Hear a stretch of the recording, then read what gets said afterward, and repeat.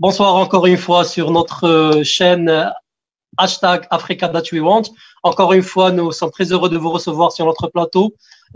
Aujourd'hui, il est très spécial à mon cœur parce que nous avons un co-animateur, Monsieur Amin Rahali.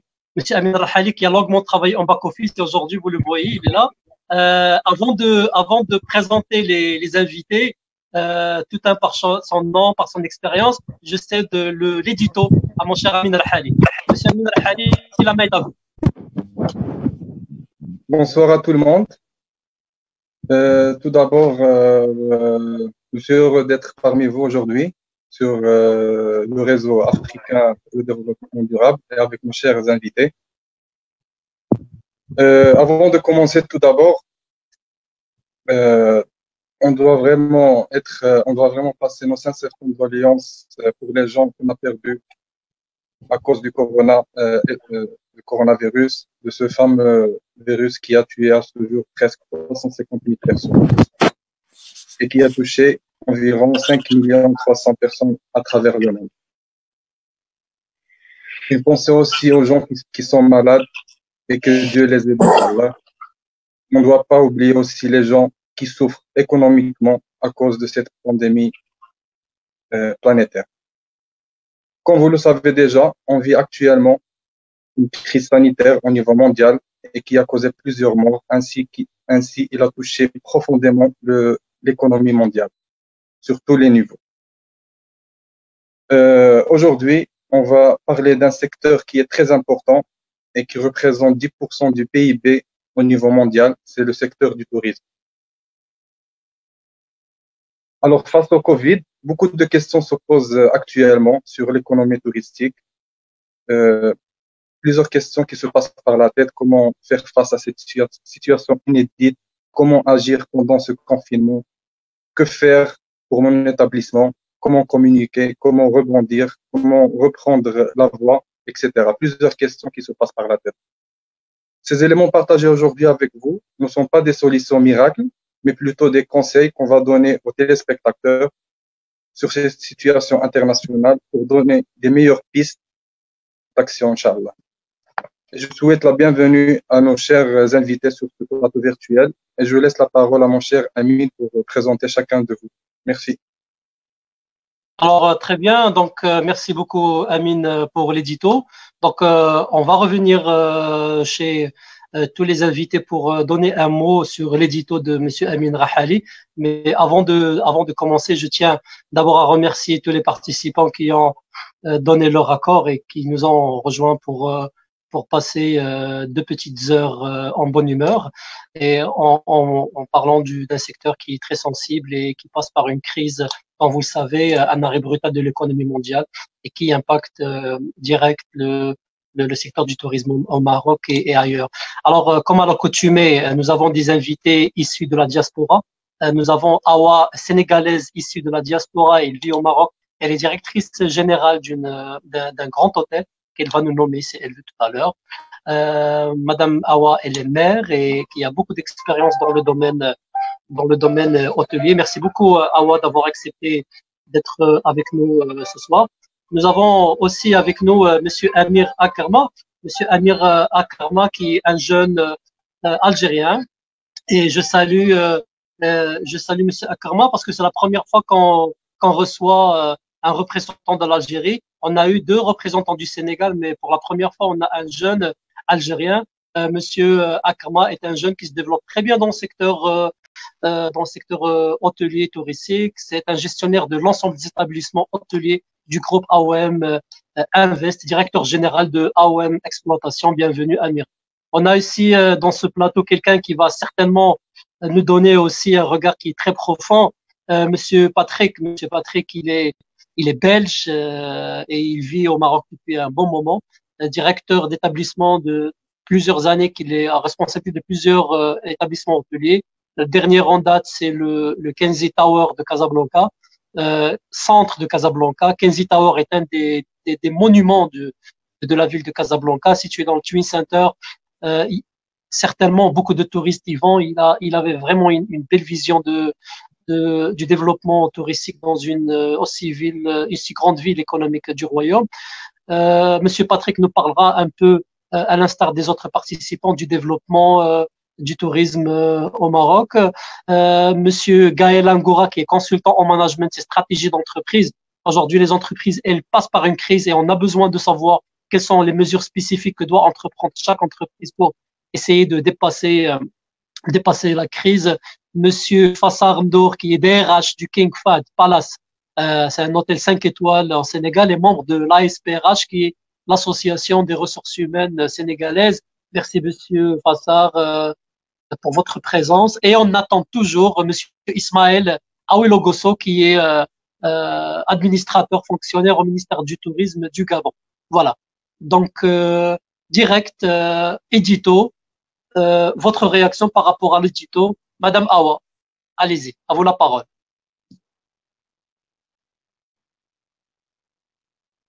Merci Amine, bonsoir à tout le monde. Merci de cette invitation. Donc, comme vous l'avez dit, je travaille à Fès dans un hôtel, l'hôtel Sarail, et ça fait 17 ans que j'habite au Maroc. Donc, pour rejoindre ce qu'a dit notre cher ami durant cet édito, nos condoléances à toutes ces personnes qu'on a perdues avec le coronavirus. Et j'encourage aussi tous ces médecins, toutes ces personnes qui sont en train de veiller à notre sécurité et à la santé de tous. Voilà. Le tourisme est un secteur très important dans le monde entier et je pense qu'il fait partie des secteurs qui souffrent le plus de cette pandémie. Et en Afrique, évidemment, bien sûr, puisque on fait partie aussi des zones les plus visitées au monde. Et on va essayer de débattre durant ces 2 heures avec le thème d'aujourd'hui. Quelle perspective pour l'Afrique? Merci beaucoup. Monsieur Gaël, un mot sur l'édito? Merci Hamid pour la parole.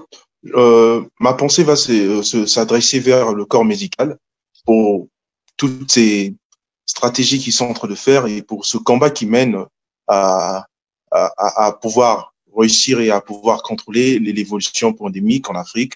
Et je pense que, comme Madame Awa a dit tout à l'heure, que le tourisme a une importance capitale au niveau de la croissance économique et au niveau de la création d'emplois en Afrique. Donc, nous allons tous essayer de discuter là-dessus et essayer de donner notre point de vue et pas peut-être des solutions, mais des idées qui pourront peut-être aider les acteurs du secteur touristique. J'espère bien que ça sera ce webinaire serait bénéfique pour des acteurs dans le domaine du tourisme. Donc, merci Annie.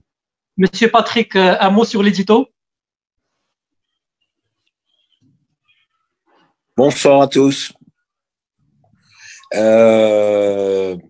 Merci pour l'invitation. Bonsoir à tous. Une bonne fin de Ramadan à tous nos amis musulmans. Déjà, l'Aïd se prépare bientôt, donc Aïd Moubarak à tout le monde. Que dire? Oui, le Covid-19, on en a déjà tous parlé, on est tous dedans, tout le monde souffre et il faut que ça se termine pour qu'on puisse passer à autre chose. Alors, en parlant un peu de moi, rapidement, comme vous l'avez bien dit, donc j'ai dirigé pas mal d'hôtels. Et je suis belge, je suis d'origine italienne. Donc nous avons immigré de la Sicile en Belgique. Et pourquoi je vous explique ça en 2 mots, c'est-à-dire que au départ, moi, je voulais être cuisinier. Et donc, c'est comme c'est un métier, comme le tourisme et l'hôtellerie amènent à une grande variété. Je suis passé de cuisinier à chef de cuisine, à directeur de la restauration, à directeur d'hôtel. Donc, ça veut dire que la place est à prendre à tout le monde. Il y a de la place pour tout le monde, à qui veut bien faire. Maintenant, je pense qu'on va débattre du tourisme en général. C'est un vaste sujet. Donc, il y a pas mal d'idées là-dessus et j'espère qu'on va parler en profondeur. Voilà. Merci beaucoup et je cède la parole à Amir. Amir, un mot sur l'édito. Donc, bonsoir à tous et je remercie tout d'abord Monsieur Ami de m'avoir donné l'opportunité de pouvoir m'exprimer ce soir. Donc, il s'agit en effet d'un édito assez intéressant, d'autant plus que actuellement l'ensemble des secteurs est assez impacté par cette crise du Covid-19. Et donc, il est extrêmement intéressant de partager actuellement nos expériences pour pouvoir peut-être apporter certaines solutions dans ce sens. Donc, si je peux parler un peu brièvement de ce que je fais actuellement. Donc, je m'appelle Amira Kerma, j'ai 28 ans. Je travaille pour le groupe AOM Invest. Donc, il s'agit d'un groupe d'investissement et de placement financier à capital mixte public spécialisé dans les études de destination touristique, dans le développement et dans l'exploitation. Donc, actuellement, nous sommes sur 2 projets concrets, à savoir un hôtel thermal au niveau de l'ouest de l'Algérie, plus précisément à Bouhnifia. Donc, il s'agit d'un hôtel thermal de 35 chambres, avec un hammam, avec une terrasse, au niveau restaurant, etc., et un spa. Et notre deuxième projet aussi, il s'agit d'un complexe touristique du nom de Medina Gratalou. D'ailleurs, c'est un village touristique composé de 118 villas sur une superficie de 3 hectares, avec l'objectif à court terme de créer un aquapark aussi. J'aimerais juste souligner Gratalou. En fait, il s'agit d'un architecte unique en fait en la matière, d'autant plus que notre complexe est breveté et conçu par cet architecte. Il est franco-suisse et ses travaux ont été présents au niveau du MoMA, qui est un des plus grands musées d'art moderne situé à New York. D'ailleurs, la plupart de ces travaux ont été rachetés. Donc, j'aimerais aussi m'adresser à l'ensemble actuellement des médecins aujourd'hui qui sont actuellement en front contre ce corona, qui luttent corps et âme, et on adresse aussi nos condoléances à l'ensemble des personnes que nous avons perdues dans cette triste tragédie. Voilà. Est-ce qu'on va vous voir investir un jour au Maroc, j'espère, Amir? Avec grand plaisir. C'est peut-être dans nos objectifs. Alors, je vais vers Vassar rapidement. Vassar, vous m'entendez? Un petit mot sur l'édito, s'il vous plaît. Monsieur Vassar? Activez votre audio, Monsieur Vassar. Monsieur Vassar, vous m'entendez, Monsieur Vassar?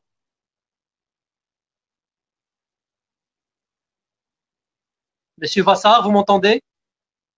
Très bien. Donc en attendant que Monsieur Vassar nous rejoigne, je cède la parole à Monsieur Rahali.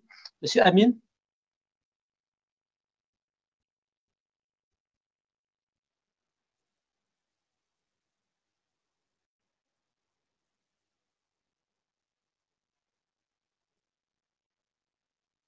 Monsieur Amin, on ne vous entend pas. Est-ce que vous pouvez activer votre audio? Merci. Oui.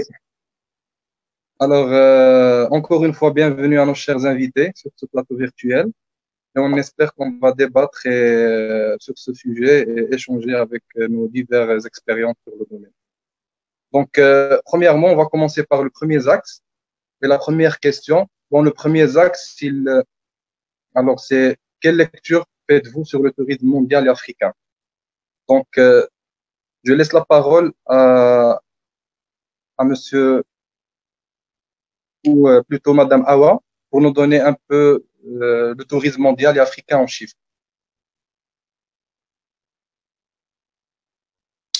Merci Amine.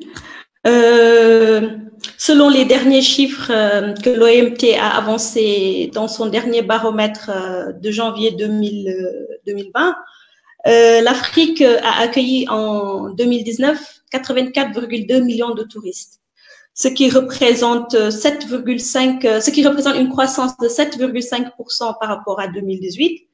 Et je pense que c'est une part non négligeable dans les chiffres au niveau mondial, puisque entre 2018 et 2019, on a remarqué une croissance de 9%. Donc, avant l'arrivée de cette pandémie, le tourisme se portait très, très bien. Et au mois de mars, le 12 pour nous qui sommes au Maroc, tout a commencé à chuter. Voilà. Donc, un Africain sur 10 dépend du tourisme en emploi direct. Et le PIB de pas mal de pays africains sont entre 25 et 30%. Le tourisme représente entre 25 et 30%. Donc, c'est vraiment une part non négligeable dans l'économie de chaque pays africain. Et je sais que l'Afrique du Nord détient la grosse partie des chiffres, notamment avec le Maroc qui est classé en premier, suivi de l'Égypte depuis la reprise. Il faut pas oublier aussi la remontée de la Tunisie, parce que malgré le printemps arabe, la Tunisie a recommencé à faire partie du schéma touristique, voilà. Et l'Afrique du Sud. L'Afrique du Sud, quand je parle de l'Afrique du Sud, je mets Zambie, Zimbabwe, Botswana, le Kenya, voilà. Rwanda aussi. Ah, le Rwanda, ils ont fait vraiment, voilà, moi, à chaque fois que je pars dans des salons internationaux, c'est le Rwanda qui sponsorise. Ils ont des stands énormes avec des technologies modernes. Je suis très fière en tant qu'Africaine quand je vois ça à l'international. Voilà. Donc, pour ma part, c'est ce que j'avais préparé concernant cette question. Très bien. Merci. Alors, oui, merci beaucoup, Awa. Merci. Oui, c'est vrai que le Rwanda, ils investissent beaucoup dans le développement du secteur touristique. N'est-ce pas, Monsieur Rahali? Exactement. Donc, mais dernièrement, on a plusieurs pays qui reviennent sur le tourisme africain, comme il a dit Madame Awa, l'Égypte après la reprise. Et il revient en force. Il a fait des chiffres intéressants pendant ces 2 dernières années. Donc, on laisse la parole à Monsieur Patrick pour aussi nous donner son avis sur les chiffres sur le tourisme africain et mondial.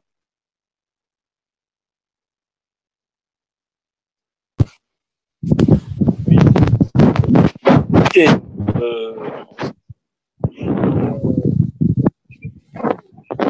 Parler de l'importance. On vous entend pas très bien.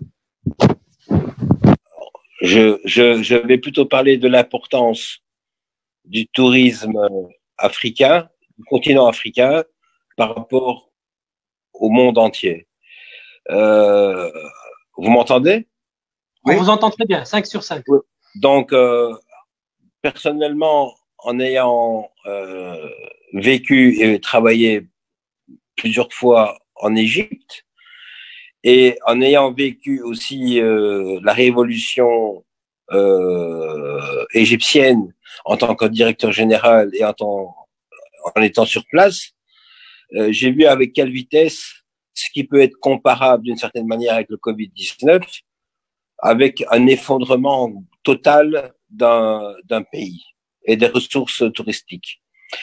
Après, bon, maintenant, je pense que on doit se diriger de plus en plus vers l'avenir très proche, parce qu'on va sortir de cette crise et les qualités et la dynamique que nous allons mettre à ressortir de cette crise va être le succès du tourisme en Afrique et en Afrique du Nord, en Afrique globale. Donc, en fait, mon analyse personnelle est que ce Covid-19 nous a bien sûr très affaiblis. Ça c'est indéniable. Il y a aucune discussion là-dessus. Maintenant, ça nous a aussi ouvert quelques questions sur lesquelles on doit réfléchir et comment on peut faire mieux pour la reprise future. Voilà. Pour moi, je suis un grand partisan du tourisme Afrique élargie, c'est-à-dire que je pense que à comparer au continent africain, le nombre de touristes devrait être beaucoup plus important. Parce que c'est un continent qui a toutes les ressources possibles et inimaginables. Quand on pense que rien qu'au Maroc, même si les années passées ont été très bonnes en tourisme, je veux dire, on est un peu, nous sommes assez loin du fameux plan qui visait à recevoir 20 millions de tourisme au Maroc. Pourtant, pour parler du Maroc, le Maroc a plus de 3000 kilomètres de côte, a des sommets enneigés, enfin, toutes les activités sont possibles et inimaginables. Donc, moi, je me pose des questions sur comment doit-on reprendre le tourisme après le Covid-19? Quelles seraient les bases d'un tourisme vraiment réfléchi et, entre guillemets, agressif au point de vue mondial? Voilà mes questions. Merci, Enfin, mes questions. Voilà comment j'envisagerais le tourisme à grande échelle. Merci, Monsieur Patrick. On va revenir sur ça, sur nos prochaines questions, pour un peu éclairer, pour un peu parler des questions précises. Donc, maintenant, on passe à Monsieur Amir. On veut bien entendre qu'est-ce qui se passe en Algérie du côté du tourisme. Donc, avant de parler de l'Algérie, j'aimerais d'abord un peu me pencher sur ce qui se passe dans le monde, en prenant en compte, bien entendu, la crise sanitaire que l'on vit actuellement. Donc, en donnant, bien entendu, quelques chiffres axés là-dessus. Donc, selon l'OMT, il faut savoir que le nombre de touristes internationaux pourrait chuter de 60 à 80% en 2020. Donc, en termes de chiffres, il faut savoir que nous parlons de 300 à 450 milliards de dollars qui correspond à la baisse des rentrées touristiques et ce qui représenterait en fait environ un tiers des recettes générées en 2019. Donc, c'est aussi pour savoir l'impact qu'a ce corona dans notre secteur. D'autant plus que l'OMT prévoyait avant le début de cette pandémie du nouveau coronavirus, elle prévoyait une croissance de 3 à 4% pour le tourisme mondial. Donc, à travers cela, on peut clairement définir qu'au niveau mondial, le tourisme a clairement reçu un impact assez négatif. Donc, il dit monde, dit Afrique et dit aussi Algérie. C'est dans ce sens où il est clair qu'en Algérie aussi, en collaboration avec les autorités sanitaires, il y a eu des restrictions au niveau des établissements hôteliers, il y a eu la fermeture de frontières, etc. Donc, il est clair qu'actuellement, le tourisme n'est pas ce qu'il était du moins avant. On n'a pas le vent en poupe.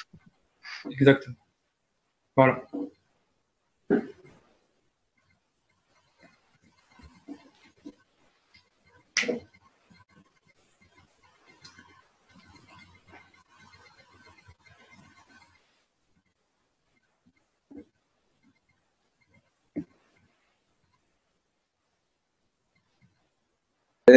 C'est sur qu'est-ce qui se passe sur le tourisme africain et mondial en chiffres. On vous a pas entendu, Monsieur Amine, votre question. Est-ce que vous pouvez répéter? Alors, je remercie Monsieur Amir pour la parole et je reviens on reste sur la même question et on donne la parole à Monsieur Lingora pour un peu nous donner nous donner sa vision sur le tourisme en chiffres en Afrique et au monde. Et je précise que Monsieur Langora, il est du Congo-Brazzaville. Merci pour la parole. Premièrement, moi, je me focalise sur l'observation mondiale du tourisme au niveau global et les flux des déplacements des personnes qui vont d'un endroit à un autre. Et moi, je pense que l'Afrique a beaucoup à gagner dans le tourisme, notamment en termes de, moi, je me focalise plus sur l'apport de valeur, la production d'emplois, la création d'emplois, pardon. Comment le tourisme peut aider certaines économies africaines à pouvoir aller de l'avant, à pouvoir créer des écosystèmes qui pourront non seulement promouvoir leur culture et aussi promouvoir le propre des Africains. Donc moi, je me pose plus la question sur y a-t-il une possibilité que le tourisme puisse être relancé, l'industrie touristique puisse être relancée, disons une éventuelle relance du tourisme dans les 6 prochains mois. Et ensuite, je me focalise aussi sur comment certains pays africains, notamment au niveau de la sous-région d'Afrique centrale, peuvent prendre l'exemple de pays d'Afrique du Nord et d'Afrique du Sud pour pouvoir essayer aussi, eux, de créer ce système, cette atmosphère pour pouvoir aider leurs économies. Parce que la plupart des pays, je parle en termes sous-régional, Afrique centrale, se focalisent plus sur les ressources naturelles, mais ils n'exploitent pas en totalité leur écosystème ou leurs ressources écologiques. Moi, je pense que l'Afrique a beaucoup à gagner par rapport à ça. Notamment, nous avons des grands parcs qui peuvent être exploités et d'ailleurs qui sont jusqu'à présent inexploités. Donc, j'espère qu'on pourra trouver des solutions sur comment le tourisme peut apporter des solutions directes au niveau de l'employabilité des jeunes. Donc, voilà un peu ma part des choses et voilà un peu mon point de vue sur le tourisme au niveau mondial et ma vision du tourisme pour l'Afrique. Donc, merci. De toute façon, ce que nous avons senti dernièrement, les 10 dernières années, il y avait un grand engouement de la jeunesse vers les secteurs tertiaires, essentiellement les secteurs de la banque et du tourisme. Et on a vu aussi que le tourisme étant en pleine expansion ces 10 dernières années, il y a eu beaucoup d'impact sur le recrutement, donc beaucoup de recrutement de jeunes dans le domaine des services. Effectivement, les jeunes aujourd'hui qui passent par les services hôteliers et touristiques, ils arrivent quand même à acquérir une expérience en termes de soft skills qui leur permet de se développer rapidement. Donc, j'espère que les hôtels et les institutions, en tout cas touristiques et de restauration, puissent maintenir les postes en place. N'est-ce pas, Sir Hali? Monsieur Hali, vous êtes là? Allô? Oui, Sir Hali. Alors, je partage la même idée avec vous, Monsieur Amin. Donc, vu que le tourisme représente au Maroc presque 600 000 emplois avec un taux de PIB de presque 9%, donc ça reste parmi les secteurs les plus importants ici au Maroc et au niveau national africain. Je crois que Monsieur Vassar nous a rejoint, mais il n'arrive pas à se connecter. Monsieur Vassar, vous m'entendez? Monsieur Vassar, vous êtes là? Alors, sur cette question rapidement sur cette question de capital humain, Madame Awa, comment se comporte généralement l'hôtellerie en général par rapport à cette question de crise et au capital humain? Est-ce que vous avez senti qu'il y a eu des licenciements? Est-ce qu'il y a eu des promesses de reprise, de recrutement? Qu'est-ce que vous avez senti exactement? Alors, moi, je vais parler par rapport au Maroc. Il y a eu un plan qui a été déployé par la CNSS pour soutenir les entreprises et surtout préserver les emplois. Et je trouve que cette mesure prise par la CNSS grâce au fonds alloué au Covid a été une très belle performance, une très belle décision de la part des autorités marocaines. Et nous, en tant que gestionnaires d'entreprise, en tant qu'hôteliers, ça nous a permis de conserver le maximum d'emplois possible. Voilà. Donc, bien sûr, les hôtels sont fermés. Il n'y a pas de rentrée d'argent, il n'y a pas de chiffre d'affaires, mais on est toujours en contact avec nos employés, on est toujours en contact avec tout le monde. Et bien sûr, dès que les portes vont être réouvertes, toutes les équipes seront déjà prêtes pour reprendre le service. Donc, je ne vais pas parler de licenciement, c'est trop fort, mais puisqu'il n'y a pas d'arrêt, il y a arrêt d'activité. On nous a demandé de rester chez nous pour préserver le maximum de personnes possible. Donc, tout le monde est chez soi et on essaie, par nos propres moyens, d'aider. Et c'est notre manière de participer à la solidarité nationale. Voilà. Donc, mais maintenant, la clientèle, les touristes, pour le domaine de l'hôtellerie en tout cas, et surtout les touristes internationaux sont très importants et vitaux pour la devise, pour le remplissage des hôtels. Comment voyez-vous cette sortie du Covid? Comment votre hôtel, par exemple, compte communiquer, vendre, commercialiser son service? Comment pensez-vous? Est-ce que vous avez déjà mis en place un plan d'urgence? Vous êtes toujours en communication avec vos marchés traditionnels? Donc, sur Fès, on a 2 hôtels sur Fès. Donc, et ces 2 hôtels mais on fait partie à Relais Château, par exemple, qui est une association qui regroupe des hôteliers indépendants. Et le second appartient pas le mot appartenir, mais on est affilié à Small Luxury Hotel. Donc, c'est une association aussi internationale avec des hôteliers indépendants. Et donc, déjà, nous, ça nous permet d'avoir une vision internationale de ce qui se fait à l'extérieur du Maroc. Et de deux, on sait que les frontières sont fermées. Donc, du coup, il n'y a aucune possibilité aux touristes internationaux de venir au Maroc. Et jusqu'au 10 juin, on ne sait pas ce que le Maroc a déjà prévu, mais déjà, on a pensé à tourner notre stratégie vers le tourisme interne, le tourisme national, le domestic tourism. Donc là, on a déployé des packages. On est en contact permanent via nos réseaux sociaux avec nos clients.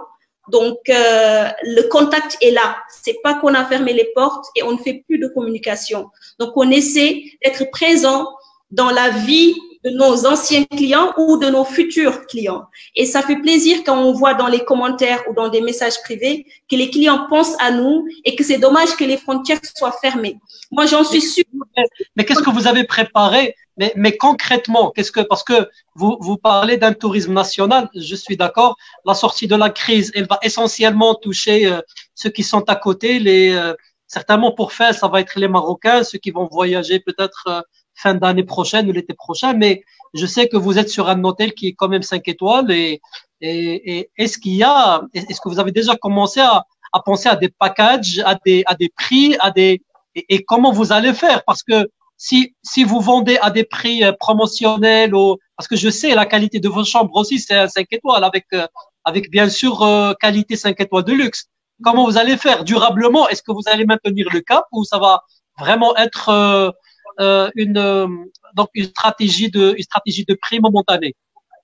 Ça va être une stratégie momentanée, bien sûr. Voilà, le prix qu'on vend aux touristes étrangers, on va pas l'appliquer pour le Marocain. Déjà. Donc, on a préparé 5 packages. Il y a un package qui est destiné aux Fassi, carrément, qu'on appelle Staycation à Fès. Parce que comme ça se fait un peu partout, donc on invite les Fassi à venir faire une nuit au Sahara, d'accord? Et les 4 autres packages, c'est des combinés qu'on a fait dans l'arrière-région, c'est-à-dire Fès-Meknes, Fès-Ifrane, Fès-Azrou.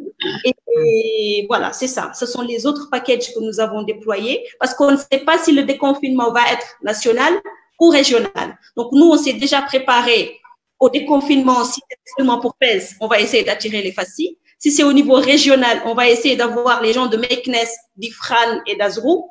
Et si c'est au niveau national, ces packages sont ouverts à tout le monde. Voilà.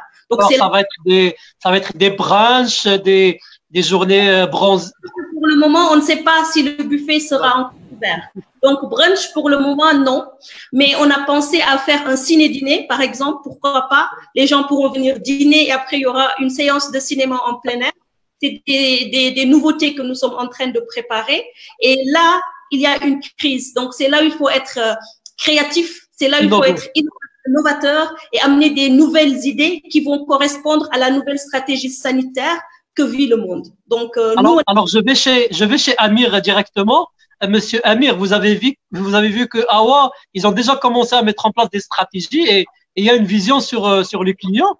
Est-ce que vous pensez que cette vision, elle pourrait être duplicable sur, par exemple, d'autres pays? Est-ce que demain, après la sortie de crise, le consommateur algérien ou en tout cas africain, est-ce qu'il est dans cette attente? Est-ce qu'il va consommer toujours du tourisme? Est-ce qu'il va aller consommer des chambres d'hôtel ou ça va vraiment être encore un arrêt du secteur pendant une autre année? Donc, avant de commencer, j'aimerais parler aussi de la phase à laquelle on est. On est dans une phase un peu d'acceptation. Donc, il faut être pragmatique aujourd'hui et réaliste. Le plus difficile est à venir. Donc, nul ne connaît l'issue de cette crise. Enfin, on ne connaît ni sa durée, on ne connaît ni la réaction claire des populations qui ont été confinées depuis 2 mois. Et donc aujourd'hui, justement, on doit se projeter pour préparer au mieux demain et pour amortir du moins cette crise. Comme l'a dit Lincoln, la meilleure façon de prédire l'avenir est de le créer. Donc c'est dans cette mesure qu'une feuille de route a été tracée. Nous aussi, nous avons fait ce que nous avons à faire dans ce sens, et elle a été axée sur 3 axes. Donc le premier, c'est la réouverture et les questions opérationnelles. Donc en parlant du calendrier de reprise, de l'organisation du travail, mais aussi de la sécurité et des équipes et des clients. Donc, le second point, c'est surtout un plan de communication qui sera axé à une nouvelle clientèle cible, d'autant comprise actuellement le tourisme domestique. Donc aujourd'hui, dans la mesure où les frontières sont fermées, donc l'orientation stratégique de la communication est plus orientée vers les clients internes et locaux. Donc il y a tout un plan de communication qui est adapté dans ce sens et qui en découle le troisième axe, à savoir la stratégie tarifaire et la distribution commerciale. Donc, on est clairement d'accord que la stratégie tarifaire sera bien différente de la stratégie que nous avons déjà actuellement. Donc, nous devons revoir nos tarifs et les adapter à la nouvelle clientèle qui est en vérité l'issue actuelle pour sauver cette saison estivale. Et d'autant plus, cette stratégie aussi, elle est tarifaire, elle est orientée aussi sur trois grandes parties, en prenant en considération la première partie qui est la reprise des activités, la seconde qui vient juste après qui est la période estivale. Donc on essaiera de développer aussi par la suite d'autres stratégies, et enfin la finalité des 4 derniers mois de l'année. Alors je vais vers Monsieur Patrick. Monsieur Patrick, on dirait qu'il y a déjà quelque part, donc c'est sous-entendu qu'il y a une connaissance. Donc, aujourd'hui, les professionnels, ils ont une connaissance de ce. Est-ce que vous partagez cet avis? Est-ce qu'on peut vraiment prétendre aujourd'hui qu'on connaît la sociologie du post-Covid, quoi? Les gens qui sortent d'une crise, est-ce qu'on connaît aujourd'hui? Est-ce qu'on peut déjà d'emblée parler de package, parler d'orientation segments, clients, etc. Allez-y, Monsieur Patrick. Okay, mais je pense que Monsieur Patrick, on vous entend. Vous m'entendez? Très bien. Maintenant.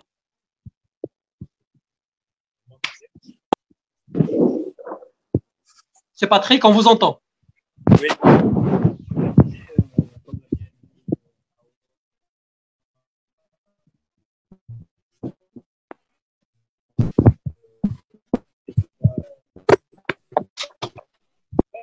On vous entend, Monsieur Patrick.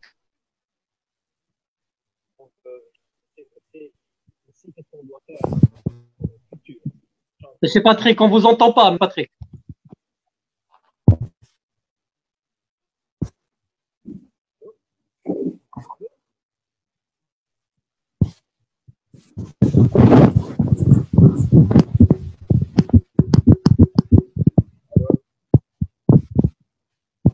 Monsieur Patrick? Oui, on vous entend maintenant. Allez-y. C'est bon? Oui. Oui, je disais que on a tous.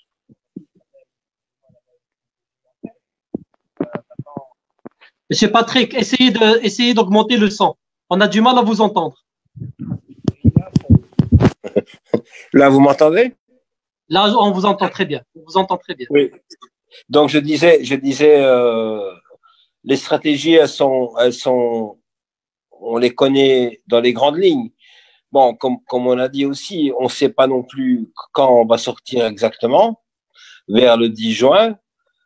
D'un autre côté, il y a la saison estivale, donc toutes les villes du nord du Maroc ou du nord de l'Afrique ou qui ont un accès direct à la plage, ils doivent faire tout ce qu'ils peuvent pour pouvoir profiter dans les meilleurs cas des mois de juin, juillet, août jusqu'à septembre.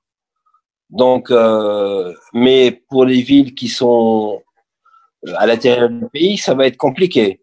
Donc, à mon avis, tout le monde sait très bien que l'année 2020, elle est quasiment finie parce qu'on va pas rattraper tout ce qu'on a perdu, ça c'est sûr. Maintenant, comme l'a très bien dit aussi Awa ou Amir, c'est-à-dire que on doit se pencher sur des packages qui soient intéressants, destinés à 90% ou même 100% au tourisme local. C'est-à-dire que nos habitants doivent absolument profiter des hôtels et des resorts qui se trouvent dans leur pays avec un package qui soit très, très, très attractif et très, très créatif pour leur permettre eux, de profiter de très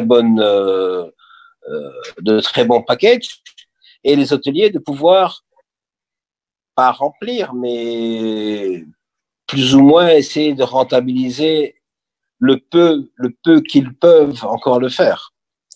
C'est-à-dire que, à mon avis, on a tous la même, on n'a pas la clé magique du succès, mais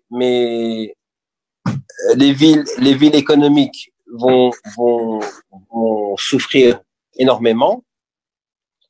Les villes balnéaires peuvent, pendant quelques mois, les mois d'été, essayer de remplir leurs hôtels si les mesures sanitaires sont bien respectées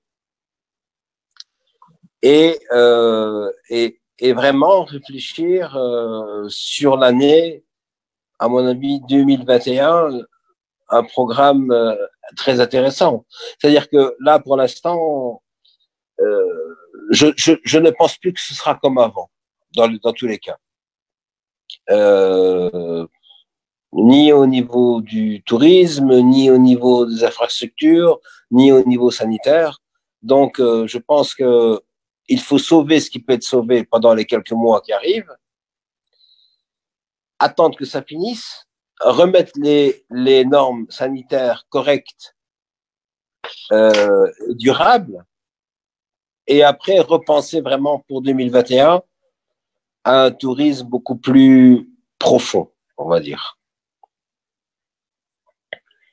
Ouais, je sais pas si je me suis bien exprimé, mais bien sûr, vous exprimez toujours très bien et je cède la parole à Monsieur Gaël. Monsieur Gaël, il y a un souci. Il y a un souci de. Vous êtes expert en management et vous comprenez très bien ce que je suis en train de dire. Et c'est crucial et très profond. C'est quand un hôtel 5 étoiles vous parle de carrément un changement de standard, mais qui va pas être durable, qui va être vraiment momentané. On parle aussi d'une action citoyenne. Il faut que le citoyen se prenne en charge un peu la dépense et essaye d'aider un peu de la restauration du secteur, en tout cas du tourisme. Qu'est-ce que vous en pensez? Comment un hôtel il peut déjà se développer en soi, changer sa culture, s'adapter à une nouvelle clientèle et en même temps revenir à une clientèle traditionnelle? Bon, pour moi, je pense que non. Avant toute chose, le monde a changé complètement et nous avons déjà changé nos habitudes. Et actuellement, les acteurs dans l'hôtellerie devraient pas se focaliser sur comment remplir leurs hôtels, mais se focaliser sur la valeur qu'ils apportent aux consommateurs. Parce que c'est vrai, c'est intéressant de comprendre que aujourd'hui, ce qui a marché auparavant ne marchera forcément pas aujourd'hui.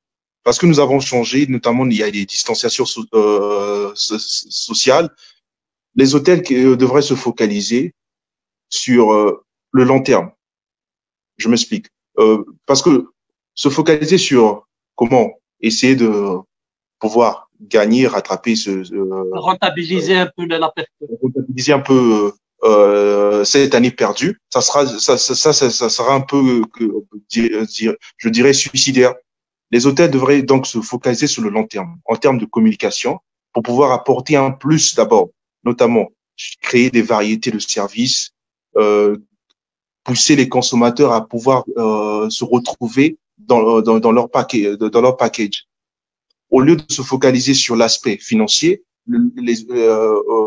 les acteurs dans l'hôtellerie devraient plus maximiser sur la communication. Parce que ceux qui communiquent le mieux leurs produits, sont ceux qui gagnent à long terme. Donc le long terme est très important dans cette action. Et les hôtels ou compagnies de voyage devraient faire l'usage du numérique, parce que actuellement lorsqu'on voit l'évolution des choses, on comprend qu'aujourd'hui, le téléphone devient la télévision des temps modernes. Donc, il est important de pouvoir comprendre cette potentialité que les smartphones ont, notamment pour leurs actions futures et pour pouvoir promouvoir leurs services. Ils doivent impérativement maximiser sur le numérique. Ça, c'est important. Parce que s'ils n'arrivent pas à maximiser sur le numérique, aucune action future n'est envisageable. Parce que leur survie dépend du numérique. Mais comment, mais nous, on est tous d'accord que le secteur hôtelier est un secteur qui a été digitalisé, et surtout les hôtels 5 étoiles. On parle ici d'hôtels qui sont très forts, qui sont extrêmement digitalisés, extrêmement connectés, en termes de prospection, en termes de développement, yield management, ça a tout été digitalisé. Donc, où est-ce qu'on peut encore y aller? Le côté de digitalisation ne se limite pas uniquement sur la création des comptes Facebook, LinkedIn ou Instagram, ou autrement dit sponsorship de différents acteurs ou influenceurs. Le côté digital, moi j'envisage être présent dans le quotidien des consommateurs, parce que c'est de là où part la communication des hôtels. Les hôtels n'arrivent pas à communiquer ce message. C'est bien beau d'avoir une base de données, plein de abonnés sur des pages, notamment Facebook, sur les réseaux sociaux, c'est bien beau. Mais qu'en est-il de la convertibilité? Là, il faut se poser les questions, parce que l'hôtel doit, les chefs d'entreprise, autrement dit les acteurs d'hôtel, doivent réfléchir en tant qu'entrepreneurs, penser hors de la box. Alors, je vais chez Monsieur Vassar. Monsieur Vassar, vous êtes là? Activez votre son, Monsieur Vassar.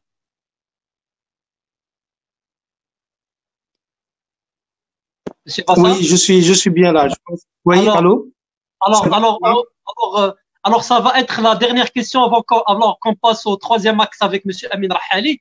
Monsieur Vassar, dites-moi, on pensait que vous n'alliez même pas être avec nous.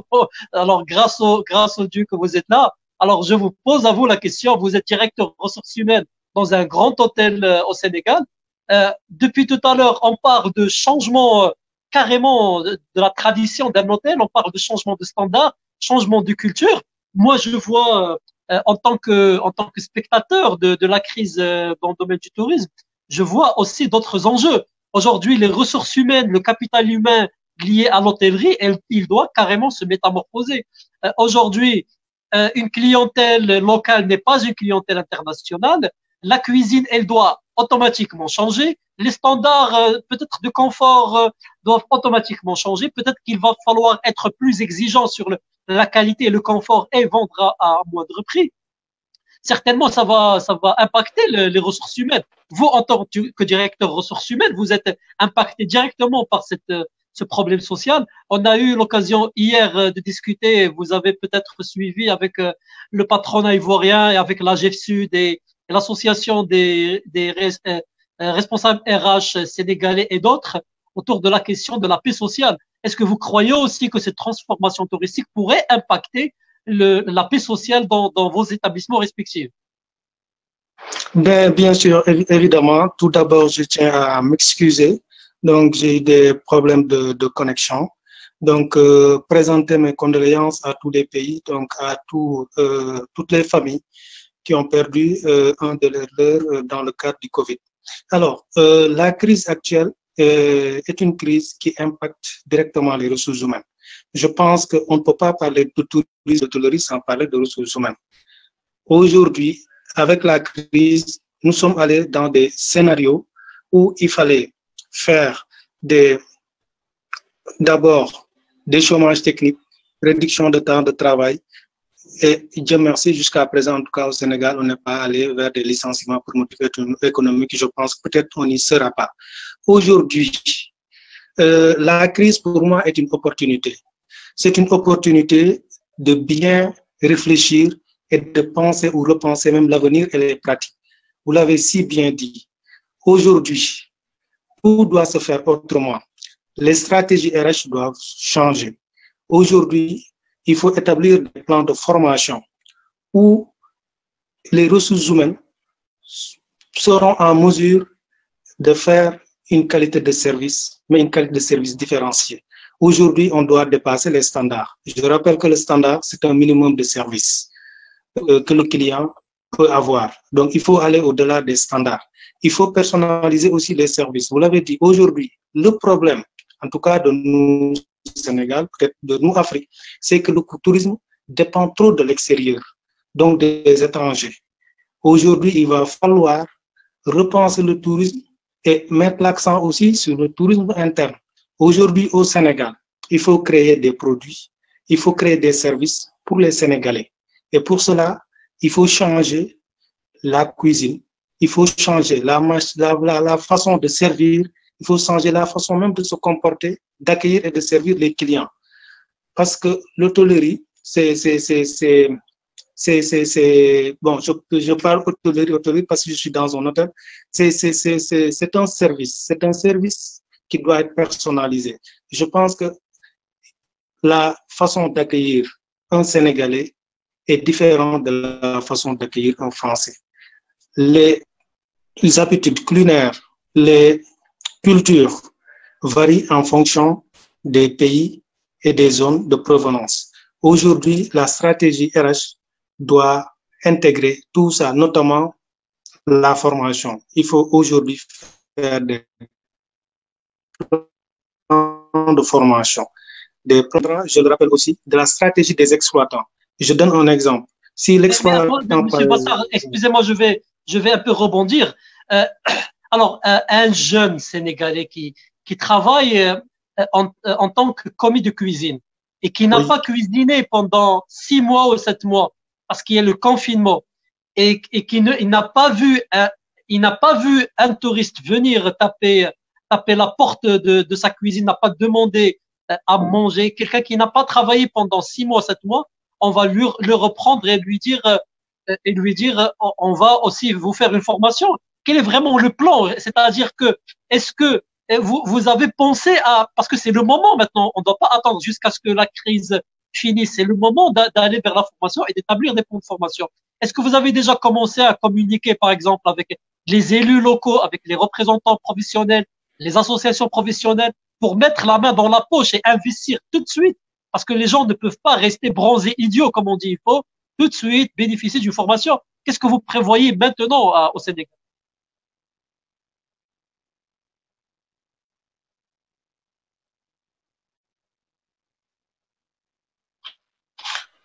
Ok, donc ici au Sénégal, je ne sais pas si vous m'entendez. Oui, on vous entend. Ici au Sénégal, ok, donc nous avons déjà des mécanismes de financement de la formation. Très bien. Avec un fonds de financement. L'accès est facile, c'est une procédure très simple. C'est juste des documents, un formulaire à remplir. Mais c'est tellement intéressant ce que vous dites. Vous avez bien cité un métier spécifique, la cuisine, où le geste professionnel est extrêmement important. Le cuisinier, la cuisine, c'est la pratique. Si on reste un temps sans pratiquer, mais ça peut impacter sur la qualité ou en tout cas le goût de la nourriture qu'on doit présenter aux clients. Donc, on n'attend pas, on ne doit pas attendre que les clients soient sur place pour commettre quelques maladresses. Donc, il y a un plan progressif de formation, de répétition des gestes professionnels pour permettre quand même à ces personnes d'être au top au moment de la reprise. Donc, cela est extrêmement important. Je pense qu'ici au Sénégal, il y a des organisations qui travaillent avec l'État sur ça. Déjà, bon, le plus important aussi, c'est la relance parce qu'aujourd'hui, beaucoup d'entreprises sont à genoux. Donc, ils travaillent sur le crédit hôtelier qui permettra donc aux hôtels d'avoir quand même une trésorerie pour relancer leurs activités. Mais effectivement aussi, de l'autre côté, en tant que RH,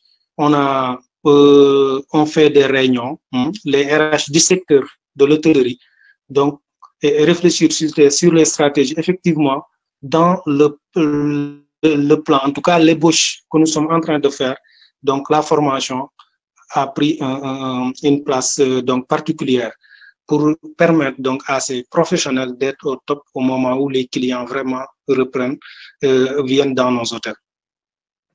Merci beaucoup, Monsieur Vassar, pour vos explications. C'est très enrichissant. Et je passe la main à Monsieur Amin Rahali pour le troisième axe. Allez-y, monsieur Rahali. Alors, d'après votre débat, je suis d'accord avec vous sur plusieurs points, mais surtout sur comment attirer la clientèle. C'est vrai, on doit faire un plan d'action, faire avec nos partenaires, nos divers partenaires, avec les agences de voyage, avec les tours opérateurs, faire des offres très intéressantes pour attirer la clientèle. Pour le capital humain aussi, sans le capital humain, on ne peut pas aller vers le haut ou réaliser nos objectifs. Mais la question que je pose, en tant que client, je me mets à la place d'un client. Il faut que je sens la sécurité après ce confinement. D'accord, je vais poser plusieurs questions avant d'aller à l'hôtel. Donc la question est, quelles sont les mesures qui doivent être placées par les hôtels pour assurer la sécurité des clients dans le cadre de la lutte contre le Covid-19. Donc, je laisse la parole à Madame Awa comme directrice d'un hôtel pour nous donner son avis sur ce volet. Merci, Amine. Moi, j'ai remarqué, en tout cas, depuis cette crise, il y a beaucoup de mesures sanitaires qui sont prises. Il y a les hôtels qui disent on va faire ceci, on va faire cela. Mais ce qu'on oublie, c'est qu'en tant qu'hôtel, il y a beaucoup de ces mesures que nous avions déjà en place. Moi, je vois qu'une ou deux nouveautés, peut-être, le masque et le… Madame Awa, je vais vous interrompre. Effectivement, les mesures, elles sont là. Mais on sait pas, on doit vivre avec ce virus. On n'a pas la date où le vaccin il sera là. Donc, on doit vivre avec ce virus. Par exemple, je vous donne une idée sur comment désinfecter la chambre. Est-ce que la chambre, quand elle doit être par un client, est-ce qu'elle doit être servie pour un autre client directement? Par exemple, pour le buffet, le room service, le contact client, les séminaires, ainsi de suite.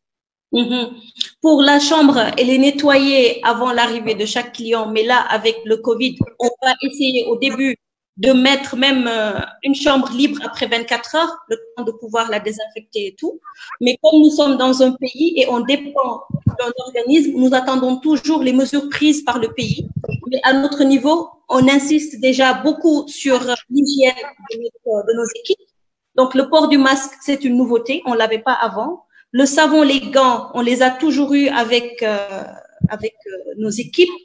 Les désinfectants au niveau des toilettes, on a du savon qui est déjà présent. On va rajouter la distanciation au niveau de l'accueil pour que les clients ne s'accumulent pas à la réception. Et bien sûr, le point principal côté restauration, c'est que pour le moment, on a décidé d'arrêter le buffet parce qu'on ne sait pas encore comment on va pouvoir mettre en avant ce buffet. Donc, il y aura plus de buffet jusqu'à nouvel ordre. Voilà. Et on va beaucoup miser sur la formation de nos équipes parce que ce sont les premières personnes qui sont devant les clients. Déjà, pour leur propre sécurité sanitaire, on va mettre en place pas mal de procédures. Et comme je l'ai dit, on attend le nouveau label qui va être fait pour les hôteliers et restaurateurs marocains. Et bien sûr, on va les suivre avant de réouvrir nos hôtels.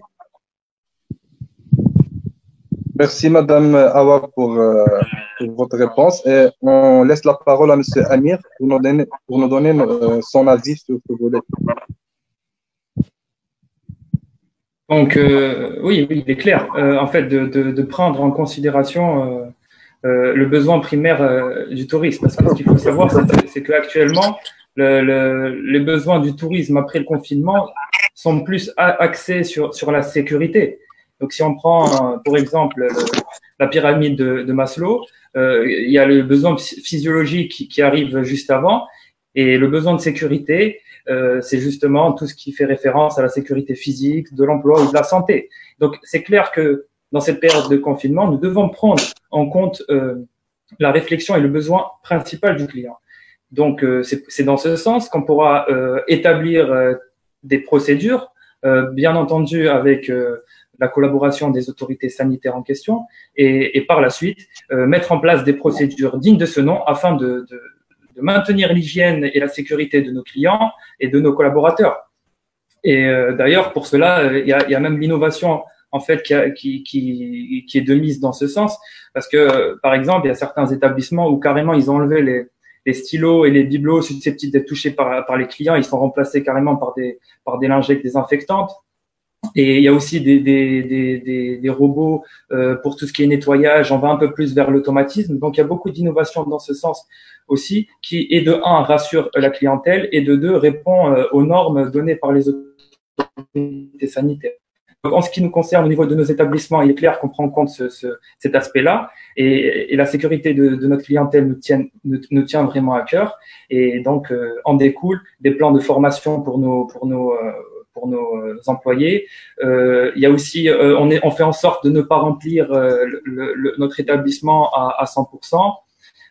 Donc il y a même un thermomètre frontal aussi mis à disposition. Donc là, c'est aussi à se poser des questions, mais d'un côté, indirectement, ça permet aux clients de se sentir aussi rassurés, c'est l'objectif.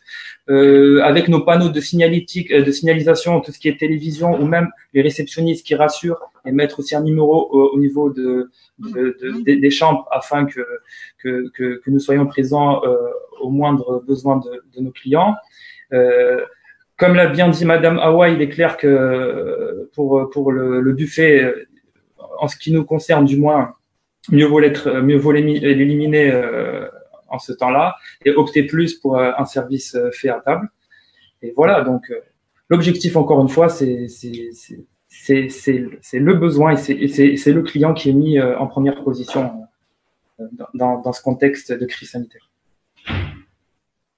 Merci, Monsieur Amir, pour votre réponse. Et on passe à Monsieur Lingora pour nous donner son avis sur ce volet.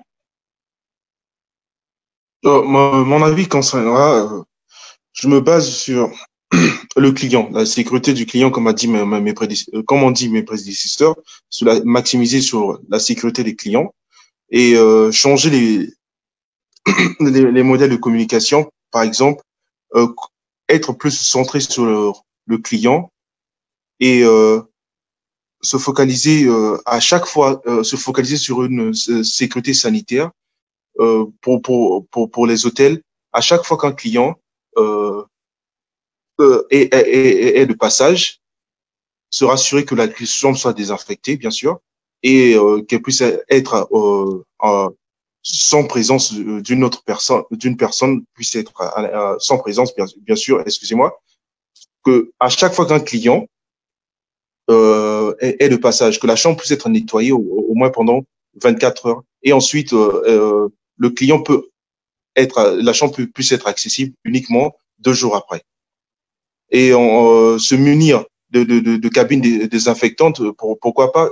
J'ai suivi une vidéo à Dubaï où les stations de train, dans les stations de train, il y avait des cabines désinfectantes qui permettaient de pouvoir sécuriser les transports entre par particuliers pour un peu essayer de limiter la propagation du virus. Ce sont des plans à exploiter pour les hôtels et s'adapter aux réalités, remettre en question plusieurs systèmes, c'est important, et se focaliser sur une stratégie qui permettra de rassurer cette sécurité aux clients. Donc voilà un peu mon point de vue. Je vous remercie, Monsieur Lingora. Et je passe la parole à Monsieur Patrick. Je pense que Monsieur Patrick est un expert dans la restauration, la cuisine. Il pourra nous donner plus d'idées sur ce volet.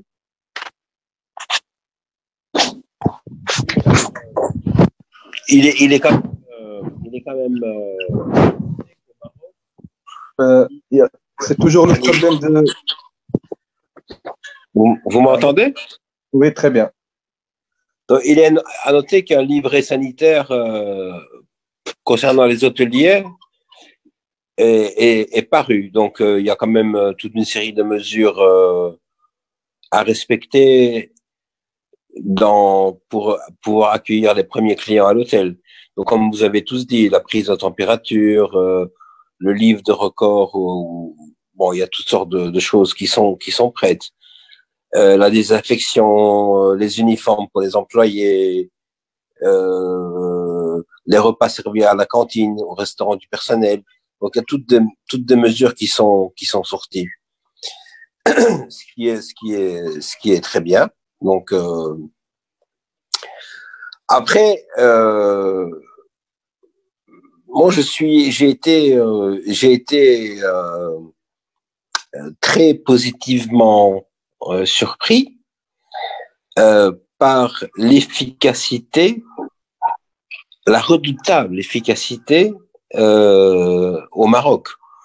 C'est-à-dire que on connaît tous une ville comme Casablanca. Je trouve que les autorités, je parle d'une vision très large, ont très bien sécurisé sanitairement et la population. Donc je trouve que de ce point de vue, c'était un point vraiment très positif et moi qui m'a positivement surpris et j'étais très content de ça. À l'apparition de premiers cas de virus dans un marché, ils ont fermé le marché jusqu'à nouvel ordre. Donc, je trouve que au Maroc, malgré qu'il y ait quelques zones un peu à risque, je pense qu'on est bien au point de vue sanitaire. Après, on ouvre une parenthèse sur l'aspect sanitaire de nos hôtels ou de nos restaurants ou autres. Et là aussi, je pense que malgré que le fait qu'on ait eu le Covid-19, les prochaines mesures sanitaires vont être terriblement beaucoup efficaces par rapport à ce qu'elles n'étaient.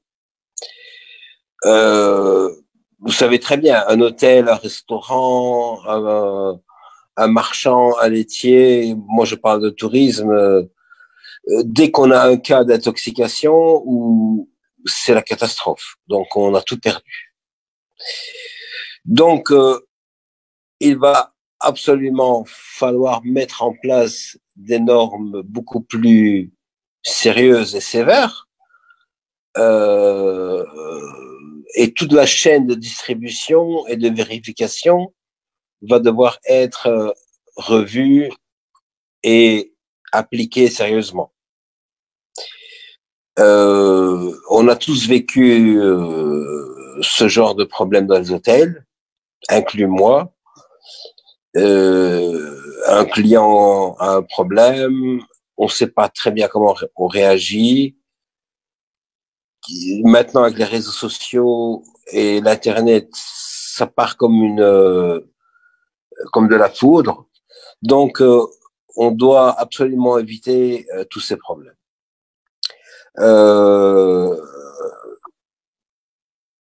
Je pense aussi que au Maroc, d'après mes contacts, de nouvelles normes sont en cours, et ce qui était déjà discuté avant le Covid-19. Donc, de nouvelles normes sanitaires, de nouvelles normes d'hygiène sont prévues. Maintenant, il y a le problème de l'application de ces normes. C'est-à-dire, on peut faire des standards ou des normes ou des règles. Si on les applique pas, ça ne sert à rien. Donc, je pense que malgré, et c'est pas une bonne chose qu'on ait eu le Covid-19, c'est-à-dire que obligatoirement, avec ce Covid-19 et ce après Covid-19, nous allons avoir des normes sanitaires et hygiène beaucoup plus strictes qu'auparavant, ce qui est bien pour tout le monde. Voilà. Donc, on vit tous en Afrique. On sait très bien que on a les deux extrémités. On peut avoir des normes archi strictes, comme on peut avoir au coin de la rue le pire des cas. Donc, c'est un peu le jackpot, c'est un peu la loterie. Si on tombe bien, il n'y a pas de problème. Si on tombe pas bien, on est malade. Donc, je pense que tout ça va, je pense, graduellement se renforcer pour le bien de tout le monde, pour le bien des clients, pour le bien des touristes, pour le bien des employés, de tout le monde. Donc voilà un peu, je pense, comment ça va se passer. Maintenant, je pense aussi que le processus va être long. C'est-à-dire que là, maintenant, tout le monde est, le port du masque, le gel, tout ça, c'est devenu incroyablement. Tout le monde s'est mis à adopter ce système d'une manière très incroyablement rapide. Donc c'est très bien. Dans les hôtels, si les hôtels réouvrent et les points de vente ou les restaurants, ça va être obligatoire d'avoir la prise à température, enfin tous les standards qui ont été mis en place et qui vont être mis en place. Ce qu'on voit en France, la différenciation des tables, etc., va être appliqué chez nous aussi. C'est obligatoire. Mais après, on doit absolument assurer aux touristes, aux clients, à la population, des normes sanitaires et hygiéniques très élevées. Voilà. Et ça passe par des standards qui sont suivis de très près. Voilà. Ce que j'avais à dire là-dessus. Bon, on connaît tous, je veux dire, on doit parler clairement. Quand on vit dans un hôtel ou un restaurant ou un point de vente, il y a des fois où on voit des choses qui ne font pas plaisir. Je dois dire les choses comme elles sont. Donc on essaye à chaque instant de renforcer ces normes d'hygiène. Quand on a la visite de l'ONSA, ça nous fait peur, mais à la limite ça devrait pas, parce que il y a des choses on doit faire. On connaît tous la complexité de gérer un hôtel, les cuisines, les employés, l'hygiène des employés. Quand on a 300 ou 400 employés. Le HACCP. Pardon? Le HACCP. Oui, c'est-à-dire toutes les normes, elles sont présentes. C'est-à-dire que tous les standards sont là. Mais c'est difficile aussi c'est compliqué de manière quotidienne. Tout le monde doit se laver les mains plusieurs fois par jour avec du savon désinfectant. En temps normal, je parle. Et on trouve quand même des problèmes. Donc, ça doit être renforcé. À mon avis, ça doit être augmenté. Et plus c'est augmenté, plus l'aspect international est bon. C'est-à-dire, si votre hôtel est certifié HACCP ou ISO ou quoi, ou que, les compagnies internationales, les agences de voyage, les compagnies aériennes préféreront votre hôtel. Donc, c'est un investissement qui est payant. Et plus on a d'établissements qui ont cette certification, plus la qualité globale du pays va monter. C'est-à-dire que on veut pas entendre oui, j'ai passé des vacances au Maroc et j'ai été malade. C'est des choses qu'on veut pas entendre. Ou en Égypte, quand ils font une croisière sur le Nil, quand vous avez 30 ou 50 personnes qui ont eu la tourista ou la salmonelle, c'est ce qu'il y a de pire pour un pays en matière touristique. Voilà. Voilà ce que. Donc oui, on doit faire du tourisme, on doit faire des choses qui sont traditionnelles aussi, mais on doit surtout respecter les normes hygiéniques, sanitaires, alimentaires, pour pouvoir assurer un maximum de personnes, de consommateurs, un produit qui est le plus clean possible. Merci beaucoup, Monsieur Patrick, pour ces éclairages. Vous avez parlé de l'une des institutions qui travaille quotidiennement pour la sécurité alimentaire des touristes, qui est l'ANSA. Et je salue aussi la stratégie de l'ANSA et tout ce qu'ils font pour le maintien de la qualité tourisme. Alors, avant de passer bien sûr à la conclusion, je vais essayer de faire un tour de lecture des commentaires que nous avons. On a déjà quelques 1510 personnes qui nous suivent. Monsieur Ibrahim Mambouro du Libreville, nous sommes toujours au rendez-vous. Madame Awa est une vraie compétence dans son domaine. Monsieur Ludovic Pignello, il va falloir aussi revoir la revalorisation des métiers du housekeeping, de la gouvernance. C'est vrai qu'on n'a pas beaucoup parlé des métiers qui sont liés à l'étage et qui sont aussi très importants. Alors, sur l'hygiène et la désinfection jusqu'à la femme de chambre et l'agent de nettoyage devenant encore plus des collaborateurs importants qu'ils ne l'étaient avant, pas toujours considérés à leur juste valeur. Il est tout à fait urgent de mettre en place des plans de formation, mais également de redéfinir tous les standards internationaux avec lesquels nous travaillons jusqu'à présent. Mettre en avant les métiers d'hygiène et sécurité en restauration, tout comme en hôtellerie. La confiance des clients ne reviendra, je pense, qu'à des établissements offrant un service d'hygiène irréprochable. Pour Karam Stam, bonsoir à tous et merci d'avoir pensé à cette initiative. Y a-t-il moyen de créer une sorte de ligue africaine grâce à laquelle nous pourrions développer le tourisme africain sans passer au début du mois par les entités gouvernementales afin de s'entraider? Oui, nous, on est en train de faire un peu ça, mais on peut pas faire tout. Il vous incombe à vous aussi d'aller vers des réseaux spécialisés. L'autre film Mkwar, réhabiliter et rénover l'offre touristique, une diversification de l'offre s'avère nécessaire. Il faut améliorer la valeur offerte à travers une expérience touristique différente de ce qui a été proposé jusqu'à présent. Ainsi, à des degrés et selon des contextes différents, la problématique de rénovation et de repositionnement concerne nombre de filières de tourisme, agences de voyage, hôtels, location de voitures, centres de congrès, restaurants. Sarah Nawel, au-delà de revoir l'offre, je pense que les hôtels et acteurs touristiques doivent recréer une confiance chez le client. Ismail Salam, Ismail, directeur général développement, et salue Monsieur Amir. Voilà, donc pas mal de choses à dire ici, des gens qui nous suivent un peu de partout en Afrique, d'Algérie, de Sénégal, de Tunisie.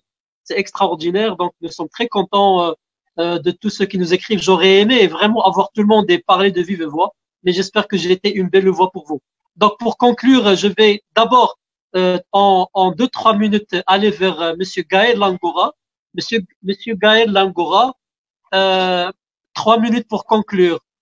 Tout ce que nous avons dit aujourd'hui, qu'est-ce que vous en pensez? Est-ce qu'il y a un espoir pour dépasser la pente? Quel sort de mouton nous pourrons faire? Le mouton alpha ou n'importe quel mouton?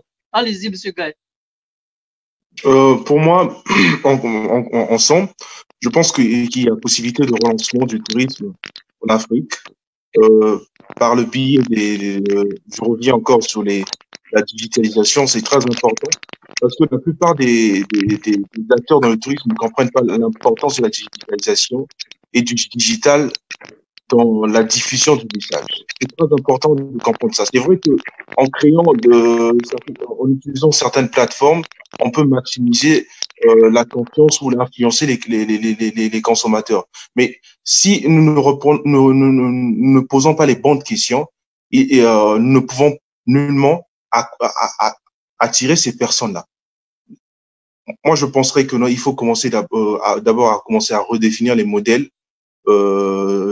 d'action des hôtels. Les hôtels doivent penser à redéfinir leur modèle d'action et savoir réellement l'opportunité qu'ils doivent offrir aux consommateurs en termes de valeur.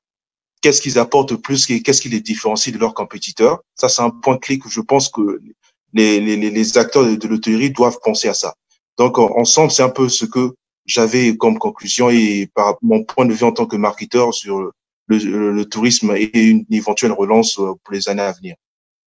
Alors, Madame Awa, selon Monsieur Lotfi Makwar, qui vous parle directement, il vous dit que suite à cette crise, les paradigmes vont changer. Donc, par rapport à ça, qu'est-ce que vous dites? On vous donne 3 minutes pour un peu nous exposer votre vision et conclure. Un changement de pas. Il dit que suite à cette crise, les paradigmes vont changer, la façon de voir les choses va changer, la philosophie de l'hospitalité, elle va changer. Est-ce que vraiment elle va changer? Bien sûr, ça a déjà changé, puisque maintenant nous on se tourne vers le tourisme interne, ça a déjà changé et ça va beaucoup changer. Voilà. Donc il y avait un point que j'avais voulu relever, c'est-à-dire que tout le monde va continuer à voyager. Le tourisme ne va jamais mourir.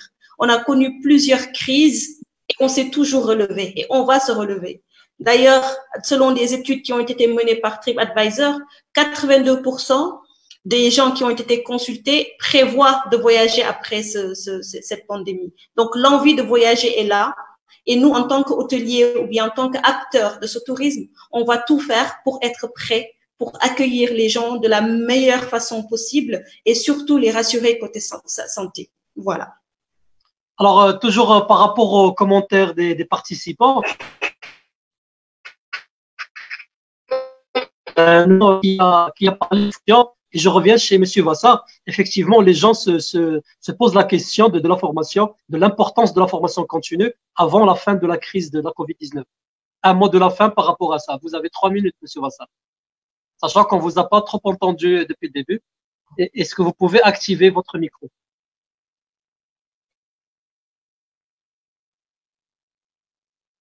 Monsieur Vassa, vous m'entendez? Oui, alors oui, je vous entends. Donc, effectivement, je pense qu'aujourd'hui, l'enjeu, c'est un enjeu de ressources humaines.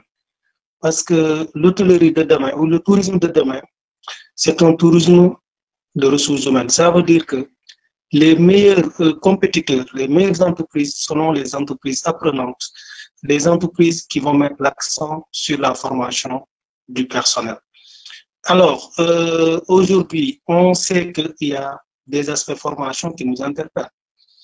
On a beaucoup fait en termes de service, la qualité du service, comment service, l'accueil, tout ça, c'est des formations qui ont été développées par le passé. Mais aujourd'hui, il y a tout type de formation qui nous interpelle, notamment la formation en sécurité, en santé et en hygiène alimentaire. Je pense qu'il y a un co-débatteur qui l'a dit, je pense que c'est Patrick qui l'a dit, le simple fait qu'avoir une intoxication dans un restaurant, ça donne vraiment une mauvaise, en tout cas, ça fait fuir les clients, Alors, que faire pour éviter tout cela? Aujourd'hui, quelqu'un l'a dit, le personnel des étages, les valets et femmes de chambre, si nous devons continuer à vivre avec le virus, il faut les former autrement, parce qu'il ne s'agira plus de venir faire la chambre et partir comme on le faisait avant. C'est une question aussi qui nous interpelle. Aujourd'hui, si nous devons continuer à vivre avec le virus, il faut former le personnel. Au-delà des mesures qui sont là, il y a d'autres mesures qui doivent s'ajouter, parce qu'il faut désinfecter. Au-delà même de la chambre, il faut désinfecter les lieux publics. Au-delà de respecter les règles de distanciation dans les restaurants et dans les salles de réunion. À quel rythme faudrait-il désinfecter les salles de réunion et les restaurants?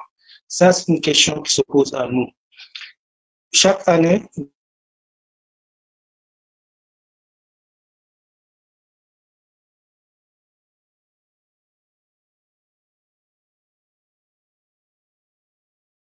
nous devons vivre avec le Covid. Aujourd'hui, il va falloir aussi, je pense, détecter notre personnel.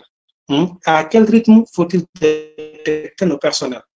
Parce qu'il faut d'abord sécuriser le personnel, informer le personnel, parce que le personnel, c'est des personnes qui vont être dans l'entreprise avec leurs collaborateurs, qui auront des contacts avec les clients, mais qui vont retourner chez eux et qui vont vivre dans la société.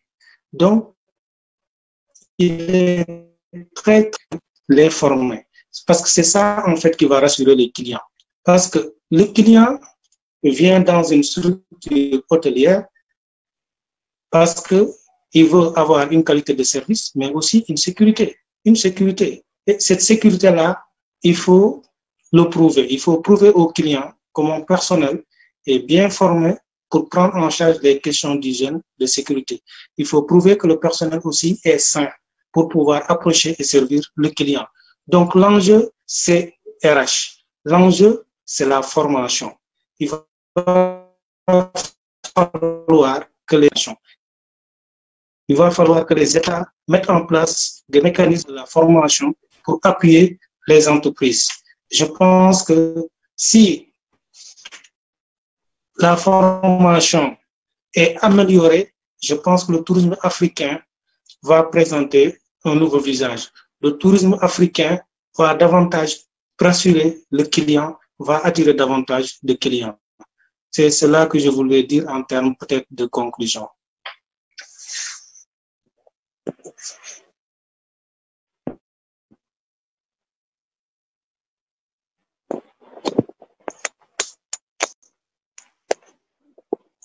Qu'est-ce qui se passe?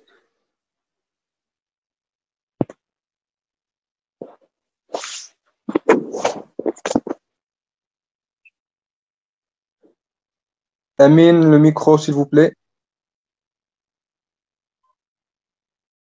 Alors, je disais que je sais que le Sénégal, il a aussi une grande tradition en termes de formation professionnelle et j'espère que cette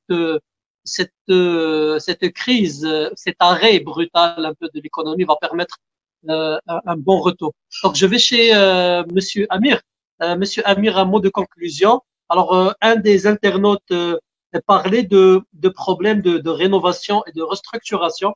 Et je sais que votre chaîne d'exploitation, elle est en train de rénover, elle est en train d'investir dans la requalification, en tout cas, et restandardisation de ces structures. Est-ce que cette crise est un mot de la fin, est-ce que cette crise est une opportunité vraiment d'aller vers le fond des choses et restructurer et donner le meilleur de nous-mêmes? Exactement, je suis tout à fait d'accord avec vous, d'autant plus que c'est vrai que on doit essayer de voir aussi la crise avec un autre aspect, pas que négatif. Et j'y reviendrai par rapport à ce que vous dites. Donc déjà, cette pandémie a fait en sorte déjà que la nature reprenne un peu de la vie, que les clients se posent d'autres questions. Donc le confinement a aussi réuni beaucoup de familles, beaucoup de gens, donc il y a eu beaucoup de questions positives. Et dans le contexte hôtellerie, c'est vrai, en ce qui nous concerne, il y a d'énormes opportunités dans ce sens. Et bien entendu, donc nous sommes amenés à avoir des contrats de management avec certains établissements déjà en Algérie et aussi s'accaparer aussi carrément des structures hôtelières. C'est dans nos programmes et le contexte Covid aussi nous aide aussi indirectement dans ce sens. Et si je peux un peu résumer le débat d'aujourd'hui, c'est vrai que comme l'a dit mon prédécesseur, la formation est un aspect assez important à prendre en considération. Je suis issu d'une école aussi hôtelière de formation Eshra d'Alger et il y a aussi Eshra Oran qui elle aussi œuvre dans ce type d'axe et ce serait aussi intéressant qui développe bien entendu des plans de formation peut-être axés exclusivement sur le Covid en termes d'hébergement, en termes de restauration, etc. Et je pense que les hôteliers actuels et l'hôtellerie en général en Algérie sera vraiment intéressé à ces sujets-là. Et sinon, il faut garder aussi espoir dans le sens, et comme l'a si bien dit Madame, l'hôtellerie, un jour ou l'autre, ou le tourisme en général va reprendre de nouveau. C'est clair qu'on a vécu pas mal de crises, mais bon, il faut aussi savoir que la crise actuelle n'était pas aussi critique que les anciennes crises, mais c'est pas pour autant qu'on ne se relèvera pas. Donc, il faut analyser la situation actuelle, mettre en place des stratégies, travailler avec les autorités compétentes, instaurer des plans de formation pour les équipes et suivre une certaine stratégie de communication, comme on a parlé du tourisme local, de proximité, et par la suite une certaine stratégie tarifaire dans ce sens. Et voilà, je pense que ce sont à peu près les grandes lignes que nous devons tous et toutes travailler là-dessus ensemble. Vous avez parlé tout à l'heure de votre volonté potentielle éventuellement de venir au Maroc et peut-être vous investir au Maroc. En fait, c'est vrai que c'est oui. Non, mais attendez, vous êtes jeune, je vous vois, je vous vois venir. Vous êtes carrément en train de faire une belle expansion en Algérie. Le Maroc est aussi un pays qui a beaucoup de beaux potentialités. Tout à l'heure, on parlait de 3500 kilomètres de côte. Il y a beaucoup de choses qui sont similaires aussi culturellement. On peut être complémentaires. Alors, est-ce que vous avez, en tant que jeune, une vision, Monsieur Akerma, est-ce que vous avez une vision par rapport à ça? En fait, il faut savoir qu'il y a bien entendu un PDG au-dessus de moi qui lui aussi a une vision générale du groupe. Par la suite, en effet, j'ai aussi un mot à dire dans ce sens.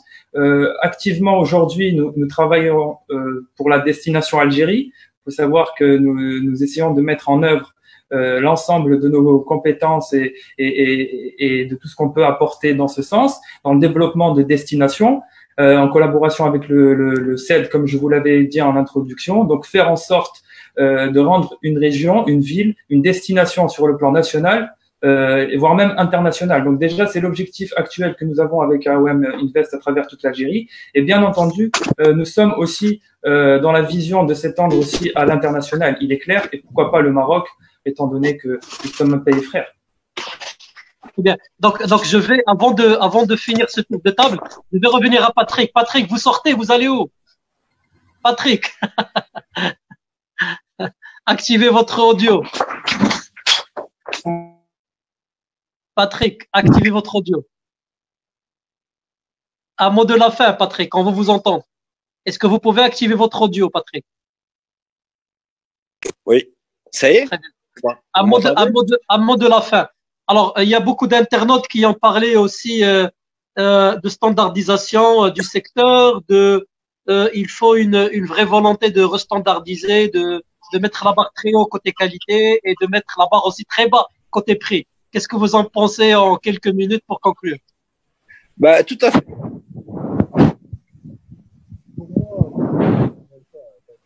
On vous entend pas, Monsieur Patrick. Le Maroc et l'Afrique, c'est beau. C'est l'avenir, c'est le futur. Il faut simplement que l'on sorte de cette crise plus fort et plus professionnelle. C'est-à-dire que nous devons donner une image beaucoup plus professionnelle, culturelle, des services beaucoup plus aboutis, des services globaux beaucoup plus aboutis. Je ne parle pas du service à table, je parle des services en général. En général, ils doivent être beaucoup plus aboutis. C'est-à-dire que la perception de l'Afrique vis-à-vis du monde entier doit être beaucoup plus profonde et pure et qualitative. Parce qu'on a tous les éléments. On a des gens, un peuple accueillant, on a des ressources naturelles exceptionnelles. Donc, il n'y a pas de raison pour qu'on soit pas les premiers. Donc, la seule chose, c'est il faut qu'on puisse travailler d'une manière correcte, beaucoup plus professionnelle et beaucoup plus sérieuse pour arriver à offrir à nos clients un produit qui soit qualitatif pour le prix qu'ils payent. Il y a encore trop de disparités de prix, de qualité par rapport au prix payé.